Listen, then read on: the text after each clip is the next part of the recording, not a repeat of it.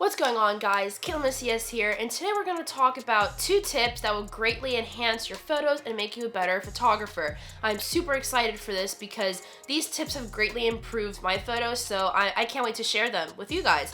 But first we're going to roll that intro and then we're going to get right into it.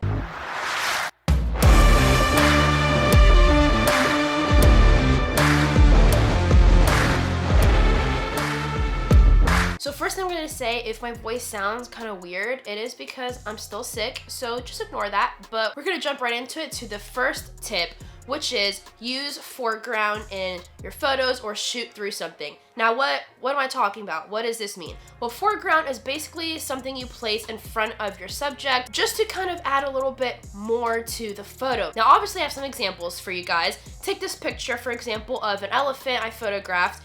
If you just look at this picture, it's not like it's a bad photo necessarily, but it kind of feels like there's something missing. Well, once I show you the whole photo, which is right here, you'll see that I have this wooden beam fence thing kind of in front of the elephant. I mean, it's blurred out, so it's not in focus, but it just gives the picture more depth. It gives the picture more life, and it makes it feel more realistic. Like you're looking at this elephant and you're actually there. It just adds a whole different dynamic to the photo. You can also use this in regards to people. I'm when photographing people. It doesn't even have to be portraits. It can also be event type photos. For example, I had to take pictures at a graduation, so I shot through the crowd and I took pictures of the speakers and the people reciting pledges, the kids reciting pledges and stuff like that. And as you can see in these photos, it makes you feel more immersed in the photo because it makes you feel like you're actually there. Like you're sitting there with the audience watching this guy speak and watching these kids say their pledges and stuff like that and their little speeches. And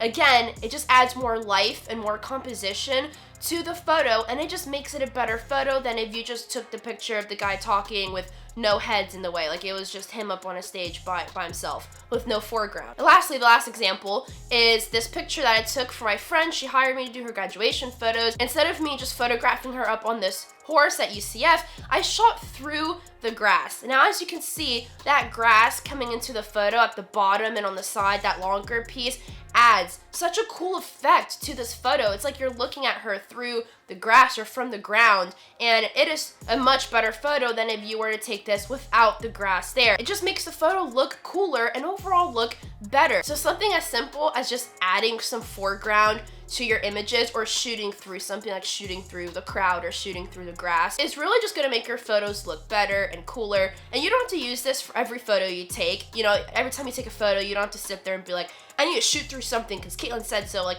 I'm just saying this is something you can add to your toolbox to enhance and improve your photos. And if you feel like your photos is kind of missing something or missing an element, that might be it. So just try doing that in some photos and let me know how that goes for you guys. All right, second tip we're gonna talk about is not always placing your subject in the middle of the frame. Now again, it's a common photography rule, especially when you're shooting landscapes or portraits, that like you probably want to have things center frame, right? For example, this YouTube video, I'm center frame. I'm not over here, or over here, or over here, or over here. Like I'm, now I have to reposition myself. I'm center frame, and I should be because it's a YouTube video. It'd be kind of weird if I was off center, you know? But sometimes this could make for a really cool photo effect. For example, look at this sunset picture that I shot.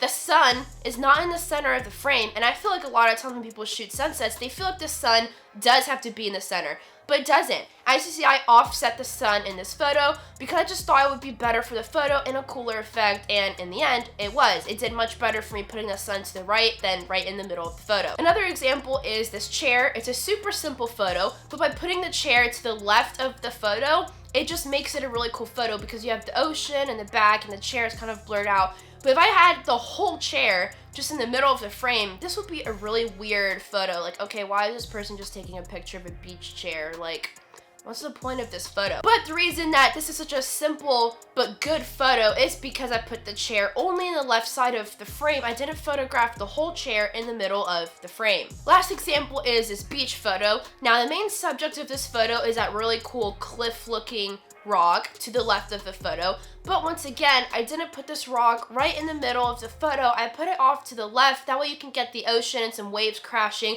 on the right side. And it just made it for a much better photo than I would just put the rock in the middle of the frame. It wouldn't have looked as good as it does here because I offset my subject. So guys, don't be afraid to move around the position of your subjects and kind of offset them. Guys, there's no rules in photography. I mean, there's common guidelines and things you should try to follow that will make your images good and stuff like that, but there are no set rules. The only rules and limits is your imagination and creativity. You know, if you have to break a rule in photography to get the photo you want, then go ahead and break that rule. All right, guys, those are the 2 tips I had for you. If you liked this video, don't forget to like, comment, and subscribe for more future videos and to support me, of course. It is much appreciated. Thank you guys so much for watching, and I'll catch you in the next video.